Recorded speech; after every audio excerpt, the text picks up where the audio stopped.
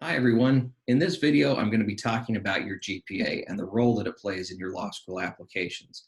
These are my top three considerations that you should probably have about your GPA. Number one, the higher the better. I know that seems kind of obvious. The GPA is obviously one of the most important parts of your law school applications, second only to your LSAT score.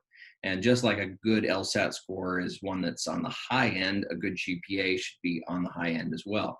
But what's really informing this is the median GPA that you're looking at for your chosen law school. Remember that in order to get into a law school, you need to be aiming for about that median reported GPA that you see on all the law school websites. You can go visit a law school website, look at the past admissions statistics of previous entering classes, and you can get a pretty good window as to the kinds of people that are getting in. Most law schools will provide you three different statistics. They'll give you the median or the mean, depending on how they report it, and then they'll give you the bottom 25% and the top 75%. And that'll give you a nice idea as to who the ones are that are most likely to get in, those that are on average likely to get in, and then those that are possibly likely to get in based on a variety of circumstances. I strongly recommend that your GPA should be aiming right for that middle ground, if not slightly higher.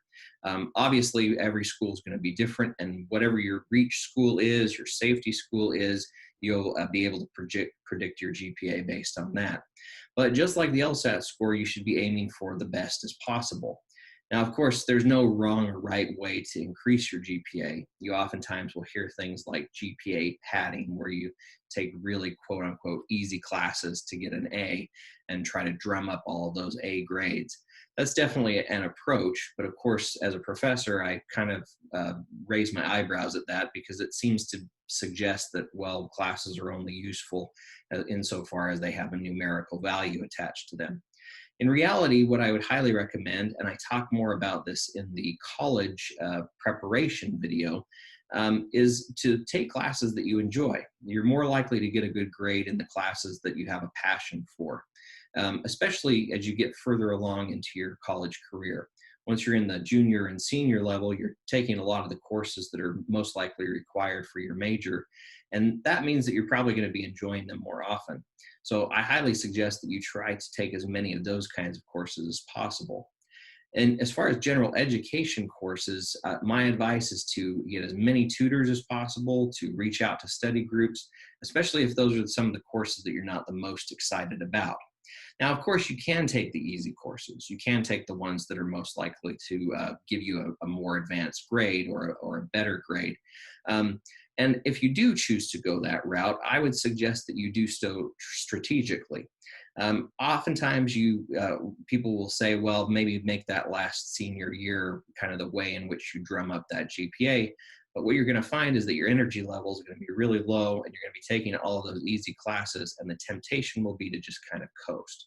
So my suggestion is to maybe include one of those a semester, to pick a course that is maybe kind of a fun course, something that you maybe not is tied to your major, but which you know you're probably going to do pretty well in, and to let that be kind of like your break course, the thing that you're wanting most to be able to get a good grade out of. Now, my second tip is that the types of classes don't always matter. Sometimes students think that, well, people are looking in depth at my transcript. Admissions committees are going to pore over each individual piece of my transcript, see the kinds of classes that I've taken, and judge my GPA based on those factors. In reality, most admissions committees are overwhelmed with the level of applications that they're getting.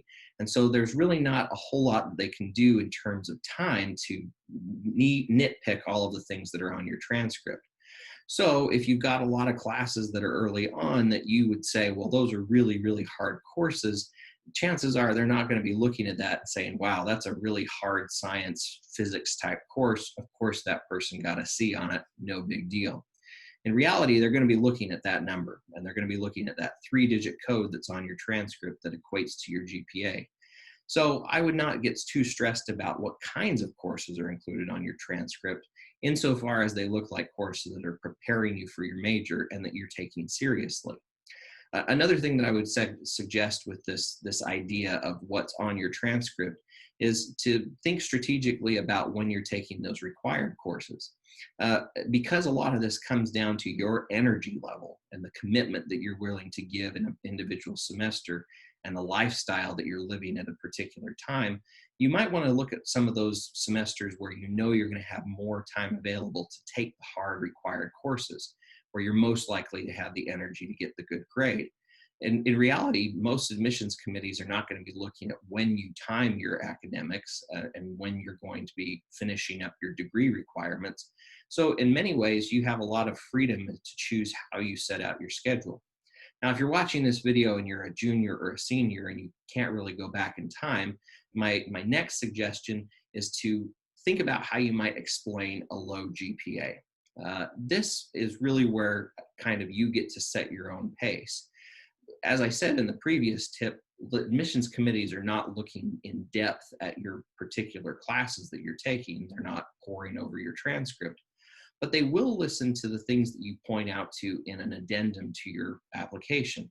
As I talk about in the personal statements video and a little bit more in depth, one of the things that you can include in your applications are short snippet paragraphs that are an addition to your personal statement that explain some of the things about your application and your background that maybe are not obvious on your transcript and your LSAT score.